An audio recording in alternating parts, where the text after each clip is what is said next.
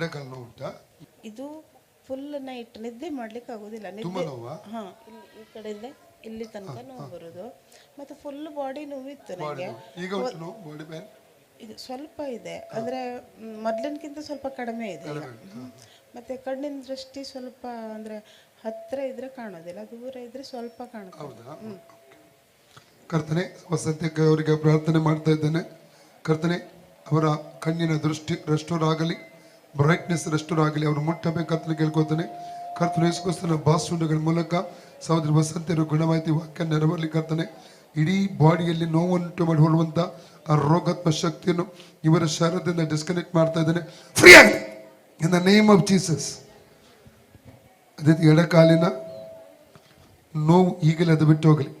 ಆ ನರದ ಮೇಲೆ, ಎಡಕಾಲಿನ ನರದ ಮೇಲೆ, ಜಾಯಿಂಟ್ ಮೇಲೆ, ಎಲುಬಿನ ಮೇಲೆ ಓಡುವಂಥ, ಬ್ಲಡ್ ಮೇಲೆ ಓಡುವಂಥ ರೋಗಾತ್ಮ ಶಕ್ತಿಯನ್ನು ಇವರ ಎಡಕಾಲಿನಿಂದ ಡಿಸ್ಕನೆಕ್ಟ್ ಮಾಡ್ತಾ ಈಗಲೇ ಫ್ರೀ ಆಗಲಿ. ಆ ನೋವು ಇರಕೊಡುದು, ತಿರುಗಿ ಬರಕೊಡುದು.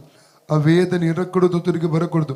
ಲೋಕ 19 ಹಾವುಗಳನ್ನು, ಚೇಳುಗಳನ್ನು, ವೈರಿಯ ಸಮಸ್ತ ಬಲವನ್ನು ತುಳಿದಕ್ಕೆ ಅಧಿಕಾರ ಶಕ್ತಿ ನನ್ನ ಹೆಸರನ್ನ ಕೊಟ್ಟಿದ್ದಾನೆ.